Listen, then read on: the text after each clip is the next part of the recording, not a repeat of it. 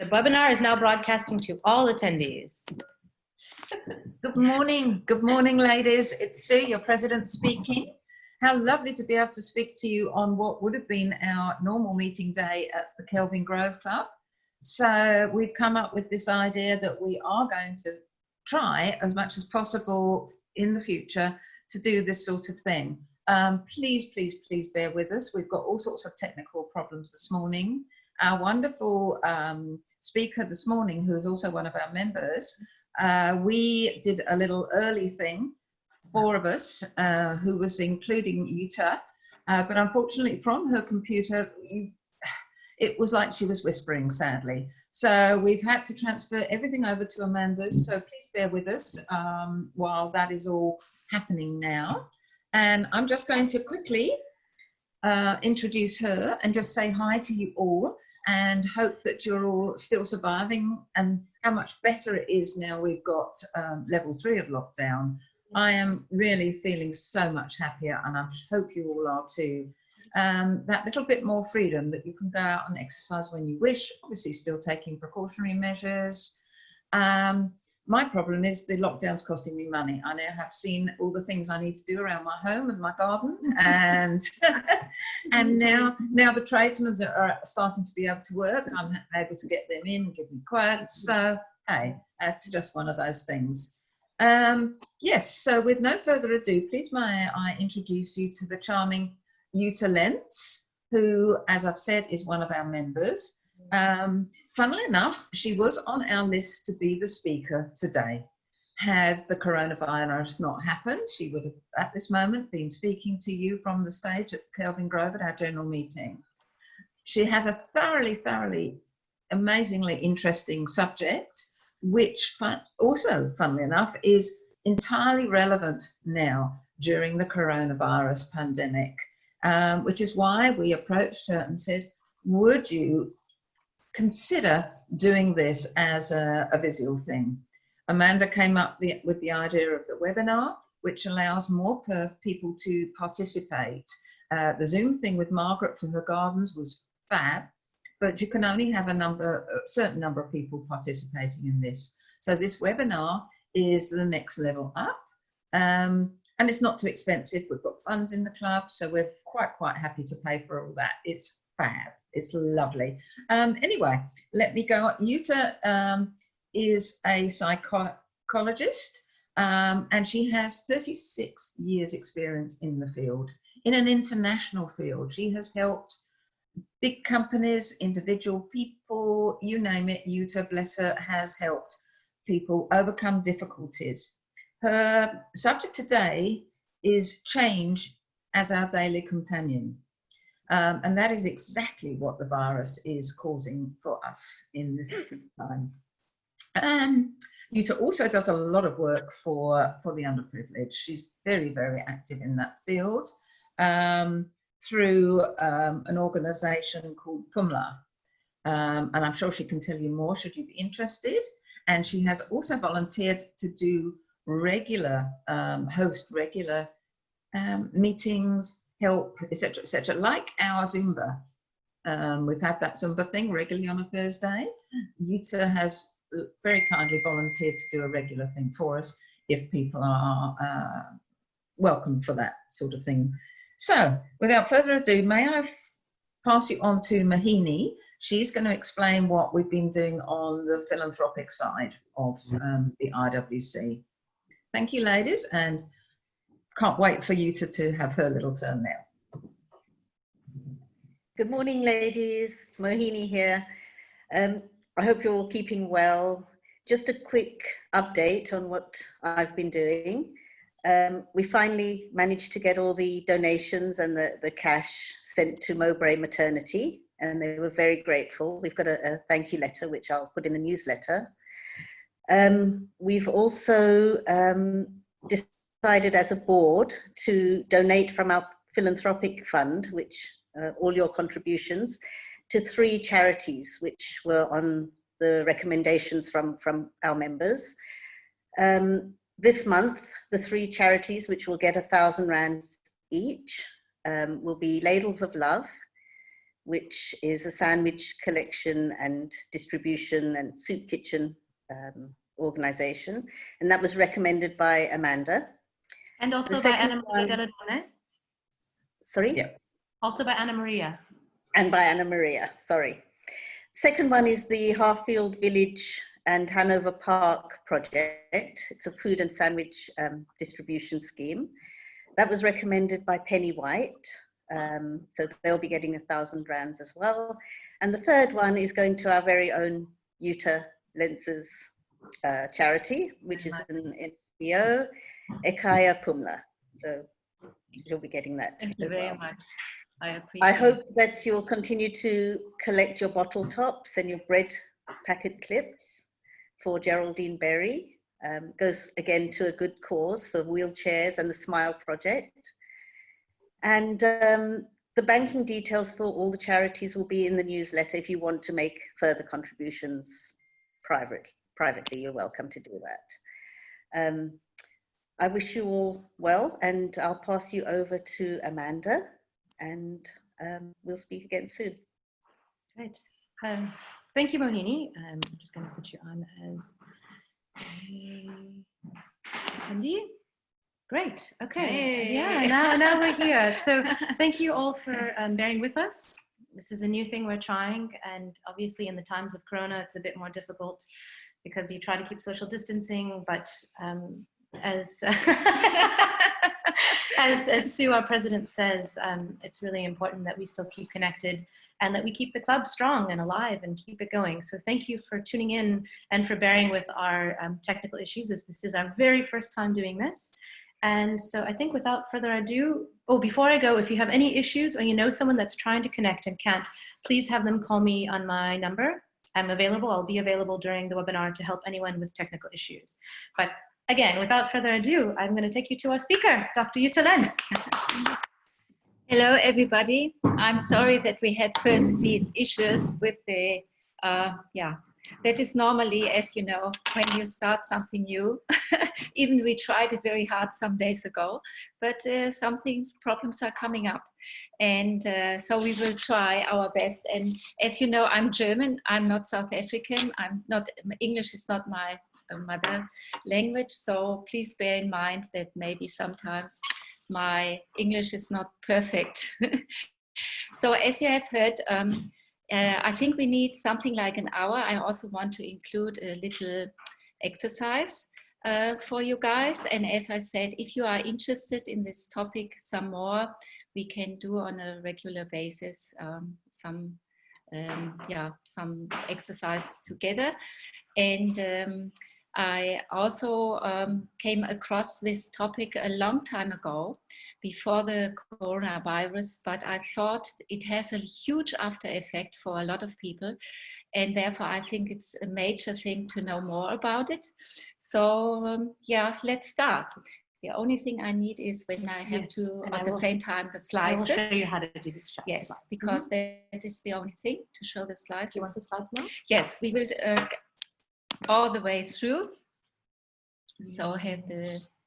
You want desktop. I think this is the one. Should be open. Do you want this one? You want... Oh, we didn't do this.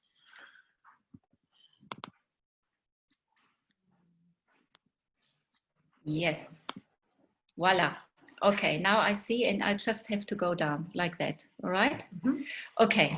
So as you have heard, now bear in mind also that some of the slices maybe are not quite right, because I had to use my hard disk instead of the ones on my laptop. So maybe some of them are not as they should be. So the topic, as we said, is change is our daily companion. How do we handle changes better, build up stress resilience, and lose fear? And first we have to look at what does emotional resilience mean? And it refers to one's ability to adapt to stressful situations in crisis. And that means people who are resilient can handle problems much easier than people who have no resilience. And what does this mean? That means they have a lot of resources inside of themselves to deal much better. And that is what we have to look at. How can we build up these inner resources. And we are going through a time, the world is absolutely in a terrible state, and just let me find. It is a dramatic change, so maybe later we can distinguish between the time before the coronavirus and the time after, maybe. And this is the time we were first confronted with the virus. Nobody had developed a strong immune system against. All of a sudden, we notice that we are not able to keep everything under control, always having the answer to everything, and feel helpless, anxious, and a strong feeling of powerlessness overcomes us. This can leave us with a traumatic experience, especially when it goes on for such a long time. We try to use our analytical capacity of our brain to find explanations, but only to find out that we are overwhelmed by our emotions, and that happens very often.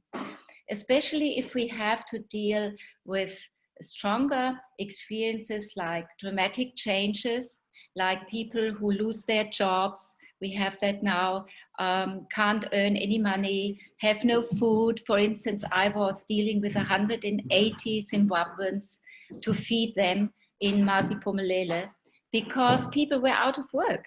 These were quite good people and they were all working, but you know, it did not work. And so we also went there.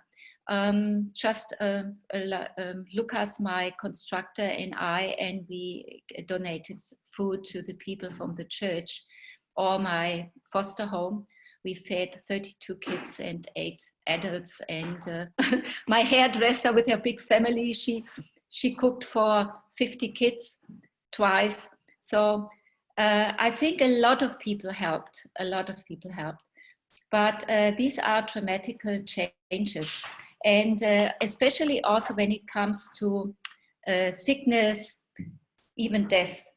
And it does not matter if we have also normal issues like going through a divorce, a separation from friends, or loss of a beloved person, losing one's job, or moving even to another town. These are big issues.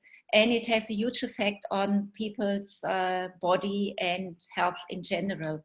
So, and the mind and their body. And there is one person, now I have to go back to this, share the screen. I just pressed the button. I hope I'm doing right. Is that okay? Yep, I'm doing it. Ah, wow. I'm gonna make it big. Sorry about that, but I'm trying out. Because of all these extreme life issues, I came across 40 years ago, can you imagine, about this person, Albert Schweitzer, which he was very well known. He founded Lambarene, the first hospital in Africa, and he called it C, significant emotional event. It hits us in depth and we are aware of it all of a sudden, and the normal function of our brain and body is not possible anymore. And this is why we're going now to the next level. Why is that so? And this is the content I want to talk about today. The first is the introduction about what does change mean and why do have people problems with change. And the first part is a little bit about stress. I know many of you already know a lot about it, but just give some more details, also what happens in the brain and in the body. And the next one is how can we deal, how can we lead a happier life? It's not only about stress, it's about how can we approach life more positive. And I would like to talk about a holistic approach and which role mindfulness plays in it, because I'm also a mindfulness teacher and I learned it here in South Africa. And I had a strict education for 2 years at the Stellenbosch University together with the Massachusetts Medical School in the United States. So this was combined here in South Africa. some practical methods, and this is what I can offer you then in the longer run if you were interested. Yes, about change, we have change all over the place, always, every day is different, and we can see that in nature very well, how beautiful things are developing, and sometimes they don't look so great when we are going through the changes. As we can see, maybe we don't like the medium stage of this, when this frog develops. So it's like our daily, when we go through changes, we go through tough times, and we don't know where we will end up. So it is quite unpredictable what happens from the start of the change to this change, this stage of the change we went through. And this is a picture a lot of people use. You see that caterpillar, and it's especially a nice caterpillar, but sometimes you find caterpillars which are not very nice, but amazing. And also you see the stadium where it changes completely, and it was done in a nice picture, but sometimes it does not look so nice. And this is what we also experience in change, that we see a lot of stuff happening around us, in us, and we definitely don't think that is great. And nobody can tell us, you know. So even if we have friends and say, oh, you will see, everything will come out nicely and blah, blah, blah. I said, no, it won't take place. I'm in the middle of a lot of terrible stuff happening. And at the end, there comes out this beautiful, beautiful butterfly, yes. So this is a typical picture where we can see change and its effect. So it is not always that change is for the worse. Its change can be much also for the better. So there are some, can you just that I can, can people see me? Yeah. There we go. Yes, because sometimes maybe you should see my face and not only seeing what I was writing. So why do we have difficulties to deal with change? We are afraid of change.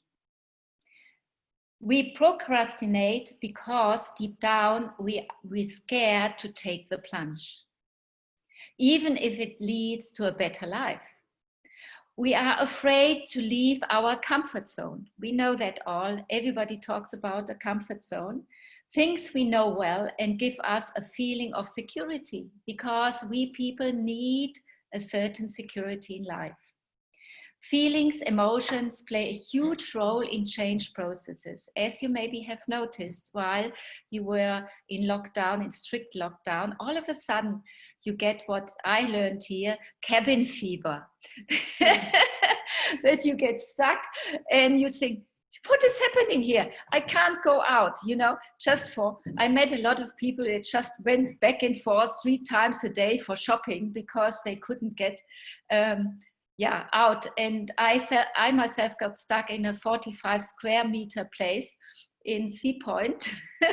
And when I could move out, I moved back into my house to Komiki, because finally also this lady was out. So I was very happy. So I really understand that even you tell by your analytical brain, keep down, you know, you will manage. It is not easy. And the second reason is a fear of failure. The fear of failure is common. People fear that they fail, waste time, accomplish nothing. People fear failure and they are prideful. They are scared to commit to something they could fail, so they don't try.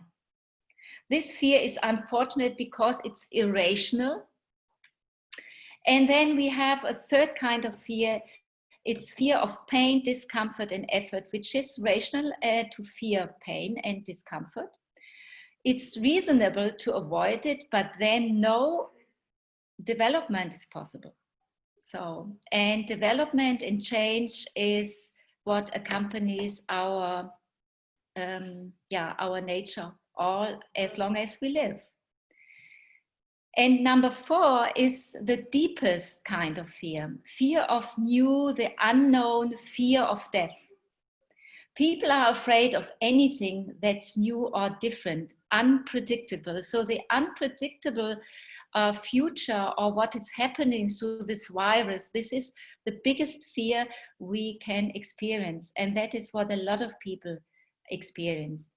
Why is that so? Because with fear to the unknown, what is happening comes the deepest kind of fear, and that is powerlessness and helplessness. And that is what we only experience in very drastic situations, also in wars, for instance. And so we don't know what to do. It's just, you know, so we get very often paralyzed. And when I even talked to a nurse who was staying in my block of flats, she said, you know, I could sleep the whole day. So people get in this kind of, we call it winter sleep in Germany, Winterschlaf, yes. So it has a huge effect on their nervous system, yes, and we hear a little bit about that. So therefore, I thought I should tell you a little bit about stress and the reaction of the body, and why we have to work with the body because of that. And this, effect. Okay, now down again. And here, right? Mm-hmm. So there we can leave that out. Share, right? Okay, and then we go. So this is what I want to tell you a little bit about, some basics about stress. What is stress? What happens when we get stressed? Understand traumatic stress, because it goes on for a long time. How our body and our brain deal with stress. And originally stress comes from the material science, metal and glass. And 1915, the Hungarian-Canadian Dr. Hans Selye used the term for the first time in the medical field. And it was describing burdens, efforts, annoyances to which a living being is exposed daily through noise, agitation, frustration, pain, fear, permanent change, and many other things. These are tensions and pressures to adapt, which can bring you out of balance and in which you are mentally and physically under pressure. So that is the original definition of stress. And as we all know, it is an ancient program of our genes. And stress was a vital process and a natural defense mechanism. And as you can see in that picture, either you tried to conquer this tiger with what we call I forgot the German word. It's a tiger, but it's a special one because you can see his long teeth, you know. Yes. Saber-tooth tiger. Yeah, saber-tooth. Mm-hmm. Saber-tooth tiger. Yeah, I learn always. And or you run away. So this is the typical fight-flight reaction we all have. So we are very, very much like our ancestors millions of years ago. In acute danger, the body's reserves and strengths are mobilized by hormones and released. And so this has a big function either to fight or flight. And we also have to distinguish between positive and negative stress. So the negative stress is if you cannot do anything, you cannot activate your body, you sit still all the time. In former days, it was a lot of people were researched who were on trucks for many, many hours, that they get very easily heart attacks, or their veins are closing up, everything's because they cannot be active when they are in stressful situation in the traffic. And the same situation, like the worst in our lockdown was that people were not allowed to go out for running and working out. So it was very helpful to have these online sessions with whatever it was, Pilates, yoga, yeah, whatever was offered, because you have to work out these hormones. It's very important, otherwise you really get sick. And then we also have oestrus, which is the vitalizing and vital, yeah, like this person who is running. So therefore running is working out, exercise is very important. And just also build up endorphins. That's very important. And what we describe as stress is always hardship, difficulties, endless working days, financial struggles, as many people experience now, interpersonal conflicts, that means inside of yourself, or devaluing messages, are all samples of negative stress. So even when you are at work and people are meaning, you have a lot of very tough discussions with the boss on things like that, that has a huge effect on your body. And when you come home and you sit in front of TV instead of working it out, it always works for hours in your body, in your whole system, so the hormones. So the problem is in our society today, not only in Germany or Swiss or Austrian, but also I noticed an increasing amount that also South Africans start always thinking, worrying, doing, planning. And in mindfulness, what you hear later more about, it's we call the doing mode. So we always in a go, you know, from the morning to the evening. Now Amanda just told me the problem is when people work from home, you do not distinguish anymore what are your working hours, what are your hours with your family, and that becomes then all mixed up, and that it's a huge problem later, because you must find a time where you do things for yourself. So you must do a proper planning for that. It is very important to know that everybody defines stressors individually. So we must be patient with people who see things in a different light. And sometimes that doesn't take place, you know. So what is stressful for me is maybe not stressful for you. But my body reacts in a different way, and my mind is in a different, has a different experiences of my life before, and also what I inherited, how I deal with stress, than maybe you guys. So this is quite important to know, you know. A lot of people can't stand, for instance, big crowds of people, and maybe a lot of you were very happy to stay on their own, thank God, finally at home, yeah. But a lot of people also were suffering to be on their own at home for such a long time, like as we have experienced now. I'm not dealing with all the details. I just want to let you know that because of the stress situation, which is from the outside, your body reacts on all levels, and especially in your brain. And this is what we call, this is the limbic system. I will show you later a little bit. And your oldest part of the brain. And we hear about this a little bit more. So you produce a lot of stuff, hormones like adrenaline and cortisone, and it has an activation effect. So some people get nervous and they have to do things, you know, and running around and talking a lot.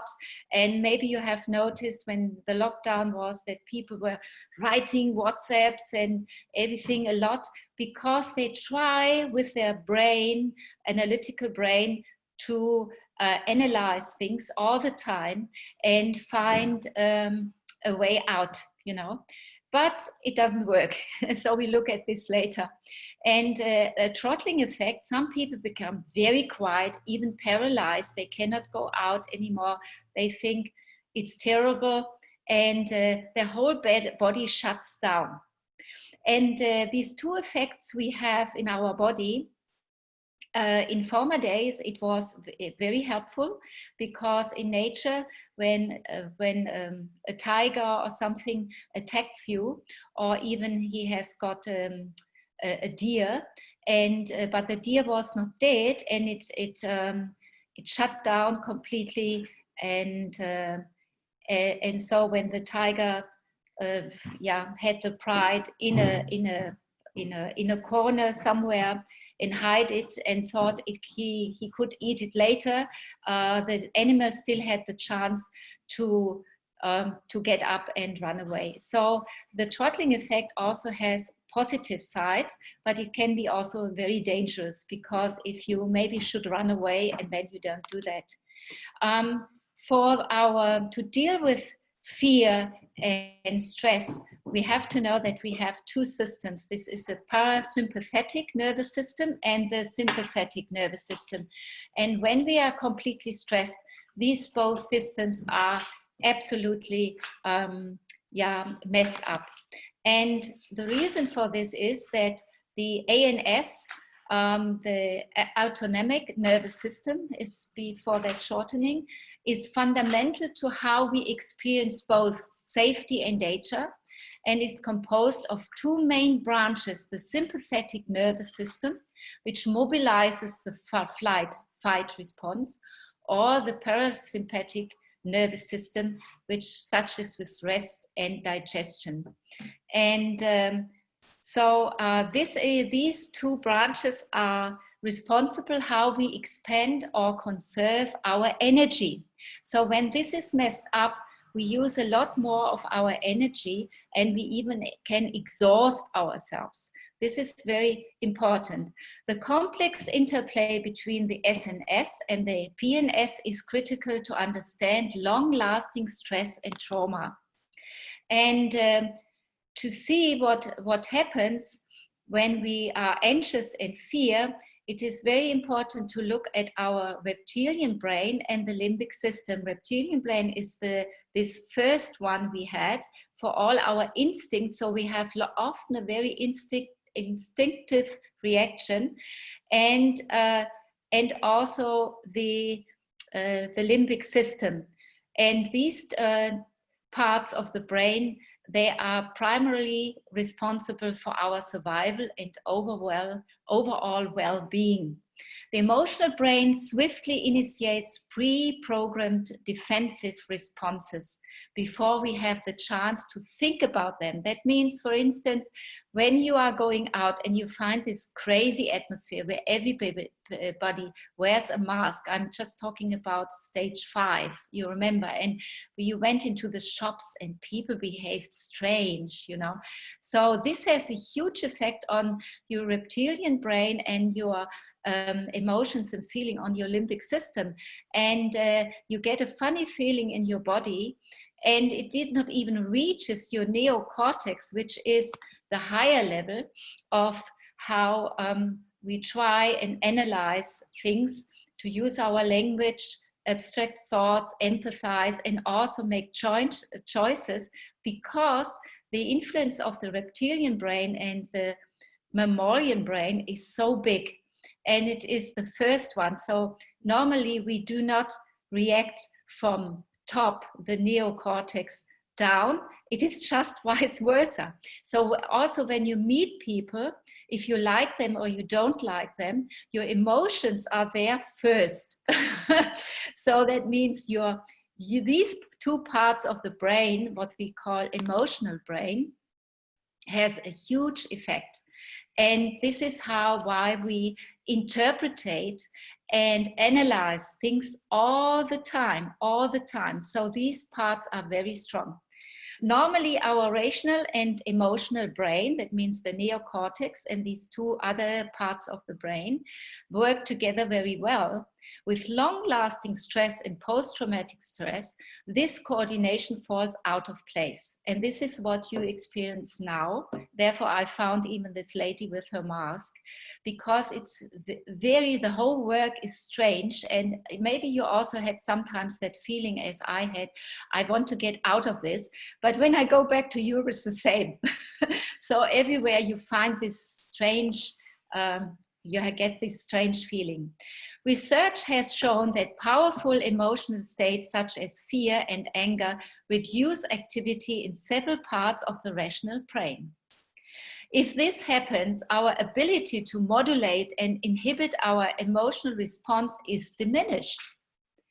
So, and here is the limbic system, and the amygdala plays a huge role because the amygdala is an almond-shaped set of neurons located in the limbic system. This is this little thing here in the limbic system of the emotional brain, and referred to Van der Kolk, he called it smoke detector. And the central function of this amygdala is emotional interpretation of a situation, and which is very important. For instance, you see a guy approaching you and you are just getting something out of the trunk. Before you even, this person is close, you can feel him. You can feel this person, and you shut down your trunk, or you do something, you run away or whatever. So that is very important. Or you see a branch and the branch looks like a snake.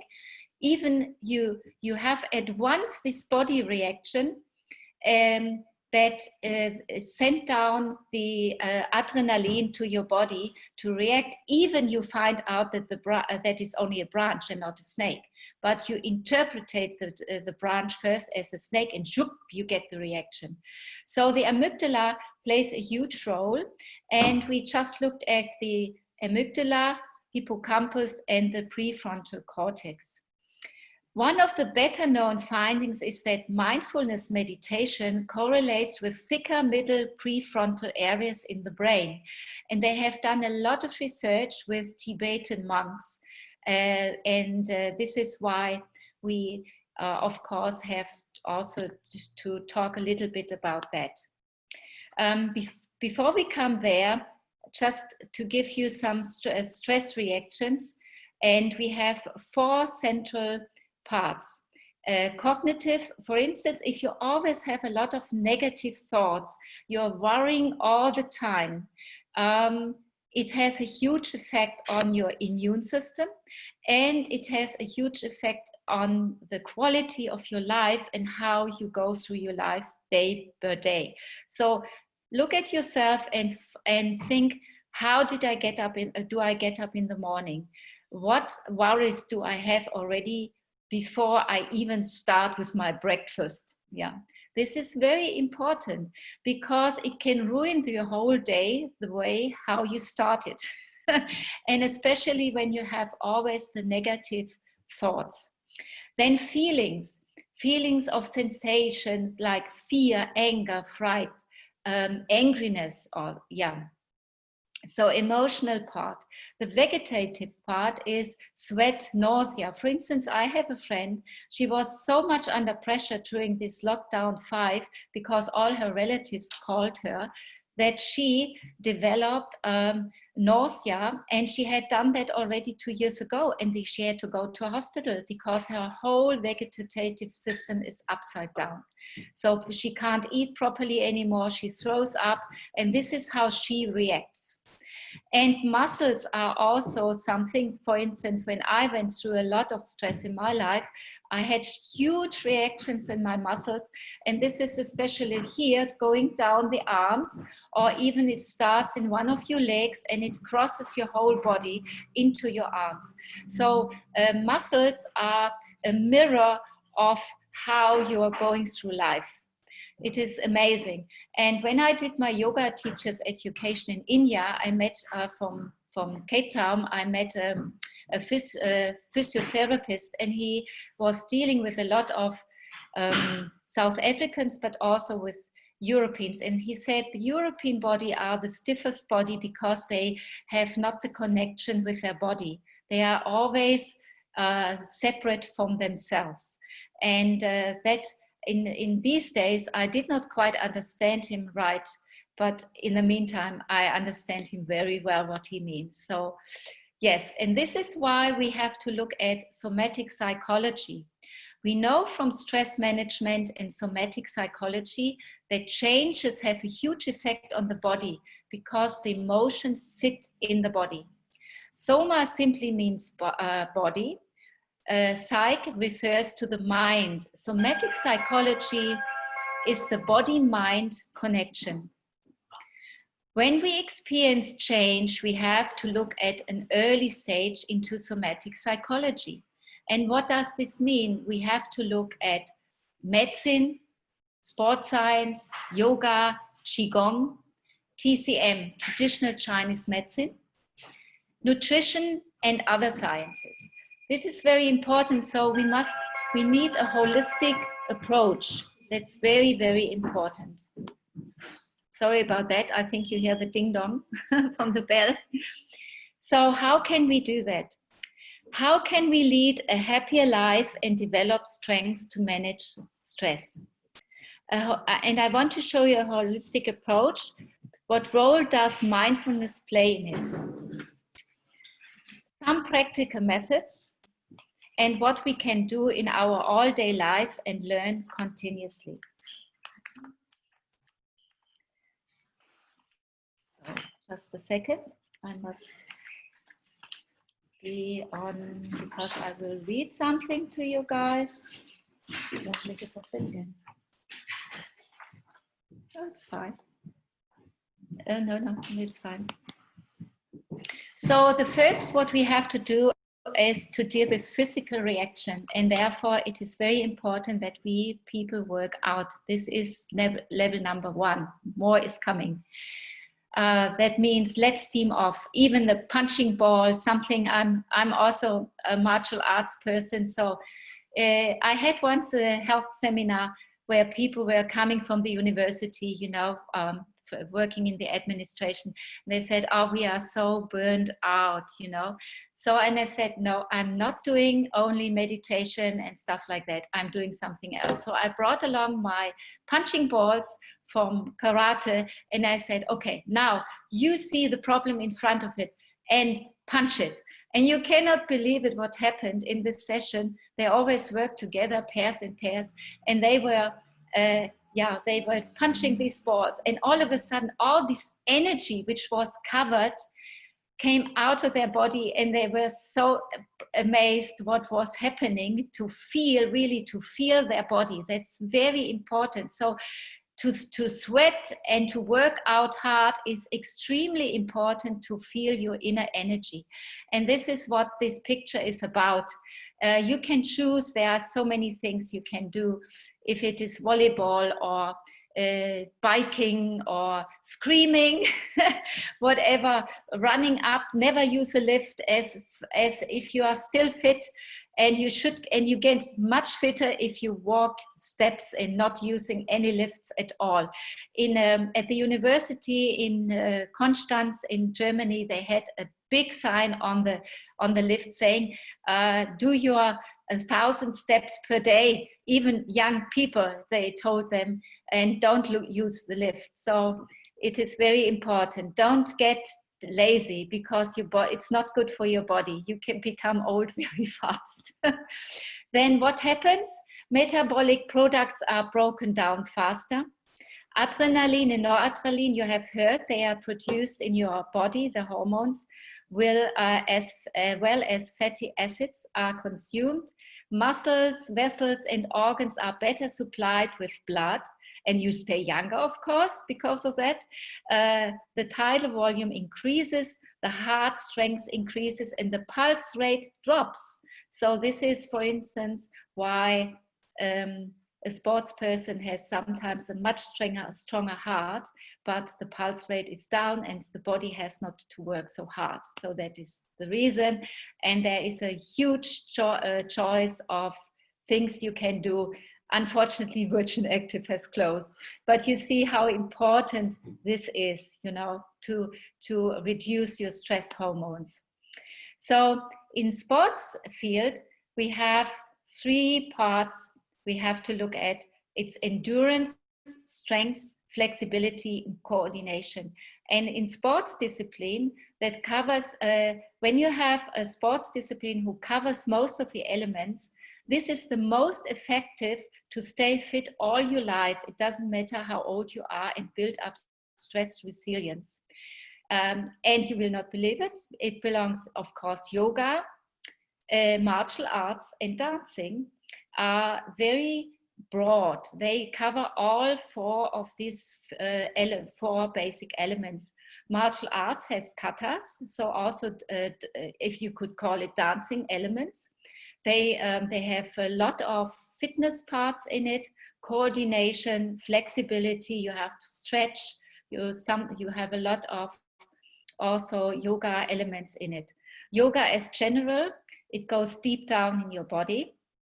And dancing is you have a good connection with yourself.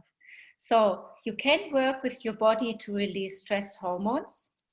And daily exercises is very good, but at least 3 times a week.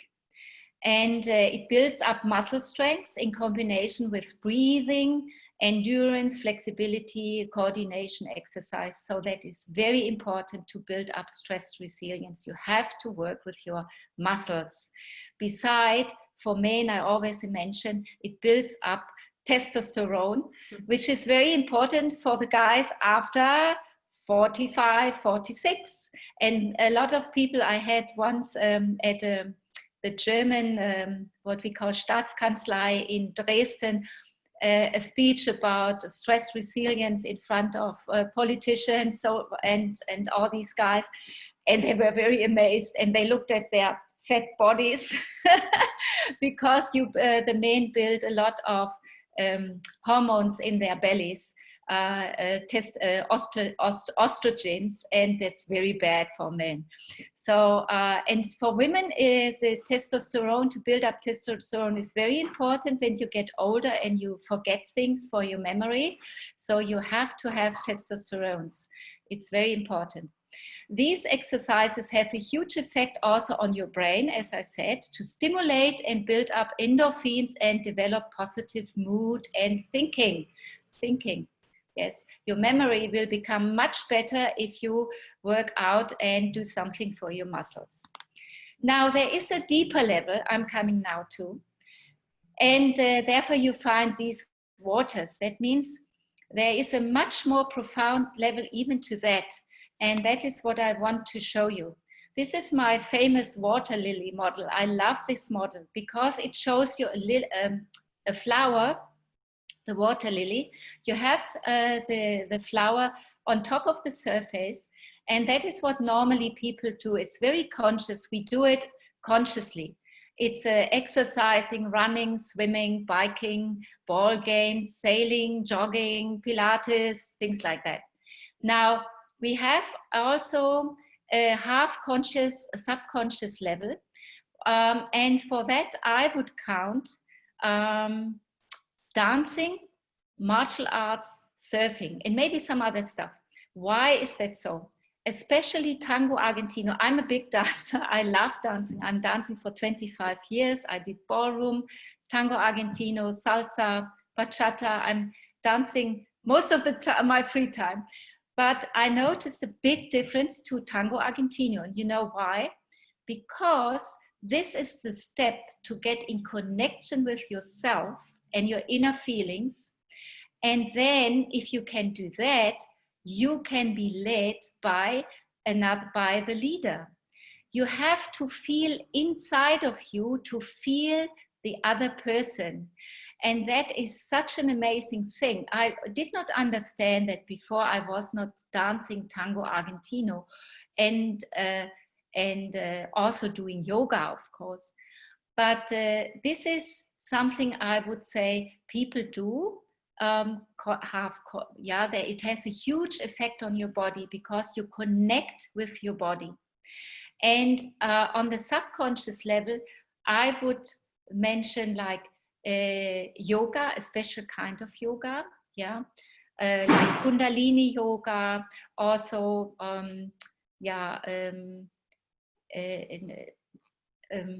what's called Ashtanga yoga, Ashtanga Vinyasa yoga, because you are getting in a flow. Everything where you as a human being get into a flow, you can much better connect with yourself and your feelings.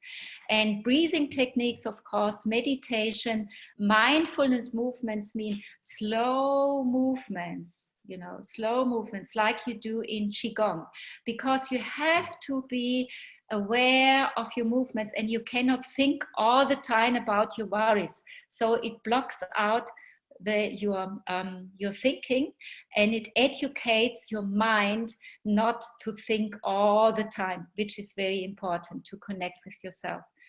And as a human being, we must learn to feel my emotions, to understand what they tell me, where they show up in my body, and not just seeing them as negative or denying them completely. And that is what in our Western world is a big, big issue. And I learned that when I was in India, that how much we are of brains, you know, that means left brain oriented, very analytically, talking a lot. When I get all these WhatsApps from Germany now, how people are discussing this coronavirus and taking their freedom away and blah, blah, blah. And when you look at it, it's mostly people are very much afraid what is happening. So it's pure fear which is underneath and which has a huge effect on the body. So we have to learn to deal with that, not to push it away. So how can we learn to be more in the present moment, connect more with our body, overcome fear and anxiety, uncertainty? And I would like to introduce now a little bit about what it is mindfulness about. And the first is the German word Atem means breath. The German word Atem, which means breath. And in English, it's the Sanskrit word for Atem is Atman, and which means the goodness in you, and is the dimension in depth in you, because without the breath we are nothing. We can live for some days without food, not so long without drinking, but without breathing we cannot even survive for more than some seconds. And therefore one conscious breath, a conscious in-breath and out-breath. And I want to read first something to you, and then I would like to exercise it with you. This is the little exercise I'm doing with you. To do this kind of breathing several times per day is maybe of greater help than an hour of formal meditation. I'm now citing Kabat-Zinn. Your breath in and out during the time of the in-breath and out-breath, you are completely conscious of the in-breath and out-breath. That means you connect with yourself because you follow the breath into your body. What does it mean, the complete conscious breathing? You follow with your full awareness your in-breath. The air flows into your body, and you also follow with your awareness your out-breath. While you are doing this, you are more connected with your inner self, your feelings, your emotions. And I would like to do that with you for a minute. So just sit in a relaxed position and you close your eyes like I do. And you take a deep in-breath and you follow your breath and you take your hands in front of your belly and you follow your in-breath. Where can you feel your breath? And you breathe out and you follow your breath. Where in your body do you feel your breath? And you do it again. You breathe in. Take a deep breath in And follow your breath. And a deep breath out. Maybe you can feel something in your body. And the last one, you take a deep breath in and follow your breath. Where in your body can you feel your body? And a deep breath out.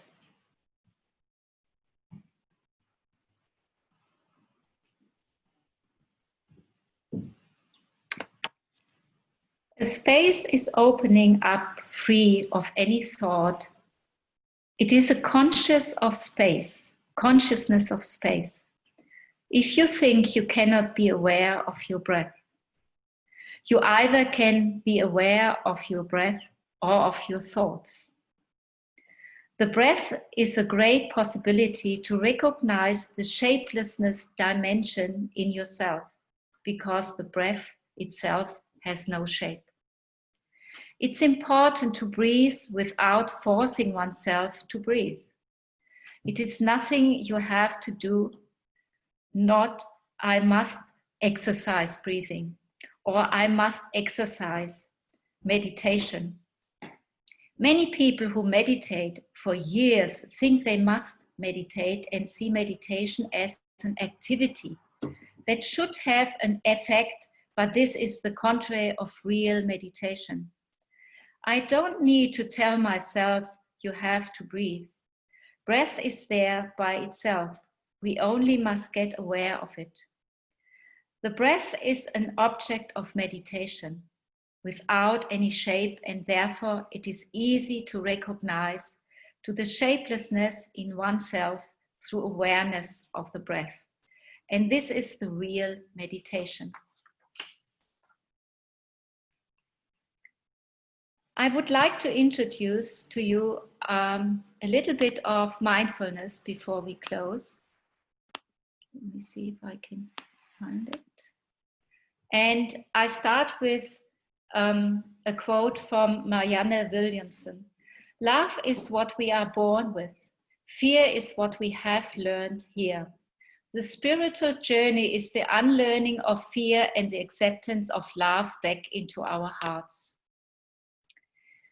And I would like to explain a little bit about mindfulness, which is a holistic approach. Introduction of MBSR, it is called. You can find it on YouTube, a lot of videos, and it is the best researched method for 45 years, and it was developed by Kabat-Zinn. And it's also, it has a dimension, it's called MBCT, mindfulness-based cognitive therapy. It's especially for very depressed people. And mindfulness is about purposefully or cultivating a way to quieten your minds, connect with your body, and open your hearts. And this is the only way to deal with a lot of issues around us.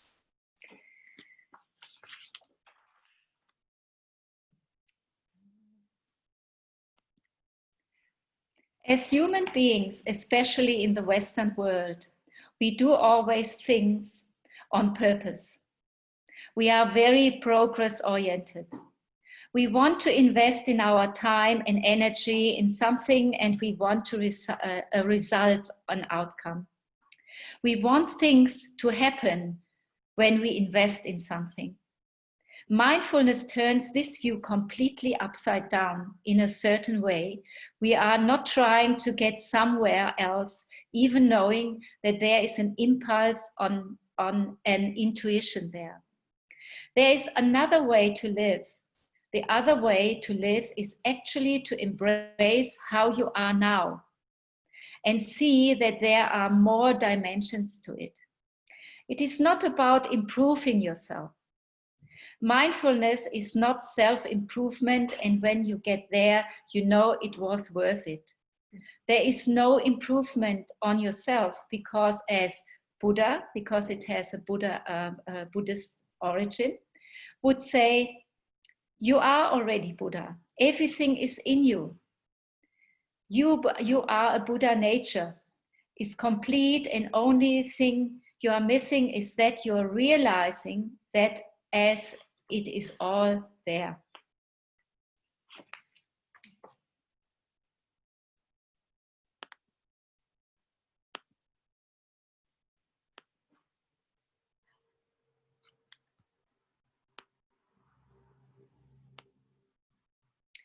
And as I said, this was developed by Kabat-Zinn in 1974. And there is at the Faculty of Medicine at the University of Massachusetts. And therefore, in the meantime, hundreds of thousands of people went through this education. And the method was developed to help people cope better with stress and stress-related illnesses. And MBSR is today the only program in this field whose effectiveness has been sufficiently substantiated by scientific research. They did a lot of research with monks to see the difference. And for instance, the amygdala in a brain of a monk is very calm. And in our Western people, the amygdala is highly, highly, highly active. So that means if we do not work on this, that we are out of balance with the sympathicus and vagus nerve completely. It has a positive effect also on clinical pictures like cancer, HIV, chronic fatigue syndrome, depression, social anxiety, burnout, and so forth. And we call this evidence-based medicine, understood as non-esoteric and non-religious method. That's very important. Even Kabat-Zinn has a lot of stuff he studied in Buddhism because of the approach, but it is open for all kinds of religion. When I did my first MBSR here in Cape Town, I had all kinds of people in it, yeah, with a Jewish background, a Muslim background, Christian background, it doesn't matter. So mindfulness,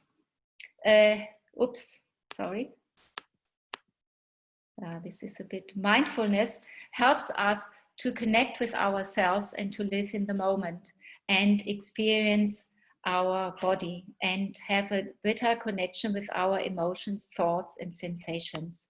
It was a little bit, yeah, I'm just skipping this because I prepared this on my laptop and I had not got it on my external drive. So I had to skip these pages. So how can MBSR be done? This is called by a formal and an informal mindfulness practice and experimental learning. In a course, for instance, I will use the basic format of MBSR. And what does it mean?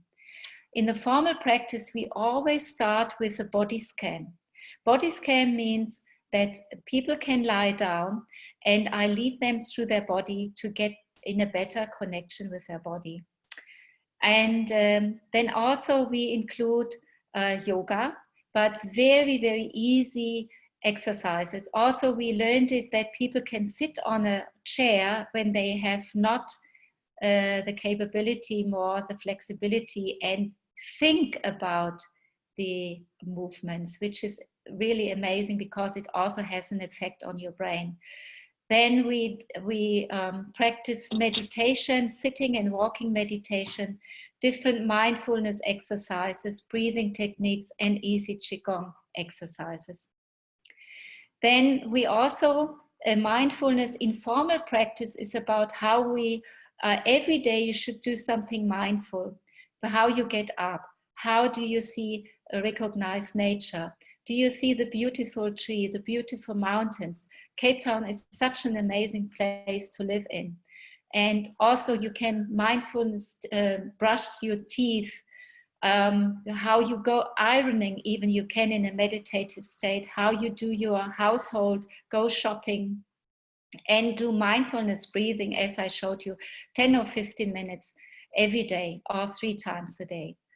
Practice and also write down, this is very helpful, positive experiences in your life. So in the evening, this was something I learned also in working methods already 40 years I did for managers, like writing a diary. What are my positive experiences every day in the evening? So go to bed with positive thoughts and get up with positive thoughts, and not, oh my God, what do I have to do today? Because this is your life. This is life quality. Yes, it's very important. And use this as an opportunity to become really aware of the thoughts, feelings, and body sensations. So you must build up an inner, what we call a reflective mode, like, what am I doing at the moment? What are my thoughts? Are my thoughts negative? That's very important. So you start to get on a meta level inside of yourself. That is what we're aiming for. So this program of mindfulness is something which has a huge effect after 8 weeks. And that means you have to practice this every day. Every day you start with 15 minutes, 20 minutes, half an hour, 3/4 of an hour is the maximum, where you do a kind of curriculum. I'm also teaching, but you also find other people here in Cape Town, of course. And also, how do I eat? Do I take the time for eating properly? How do I drive? What are my thoughts when I'm driving, and things like that? So I just want to read one more page to you, and then we close this session. There is a fantastic book around, and I also brought it along. I don't know if you can see it. Yeah, this is a book, the Tibetan book of living and dying. The Heart of Meditation from Sogyal Rinpoche. The purpose of meditation is to awaken in us the sky-like nature of mind, and to introduce us to that who we really are. Our unchanging pure awareness, which underlies the whole of life and death. In the stillness and silence of meditation, we glimpse and return to that deep inner nature that we have so long time ago lost sight of, amid the busyness and distractions of our mind. Isn't it extraordinary that our minds cannot stay still longer than a few moments without grasping after distraction? They are so restless and preoccupied that sometimes I think that living in a city in the modern world, we are already like tormented beings in the intermediate state after death, where the consciousness is said to be amazing active. We are fragmented into different aspects. We don't know who we really are, or what aspects of ourselves we should identify with or believe in. So many contradictory voices, dictates and feelings fight for control over our inner lives. That we find ourselves scattered everywhere in all directions, living nobody at home. This is a quote from him from page 16. When you do this program, you will experience an increased ability to focus and experience calm. You will experience greater energy, enthusiastic and appreciation of life. And I went through it, and it's really true. Heightened self-confidence and more acceptance for life as it is. An increasing ability to cope effectively with both the short-term and long-term stress situations. Thank you very much, ladies, for listening and joining for a little activity. Thank you. Let's stop the screen share. And thank you guys for joining us today. I would also like to give a special thank you to Marcela Solis, who's our head of membership, for letting us use her home because it has great light and a very good connection internet-wise. So be safe, be healthy. Thank you for joining us. Give us your feedback and enjoy the rest of your day. Thanks. Bye. Bye.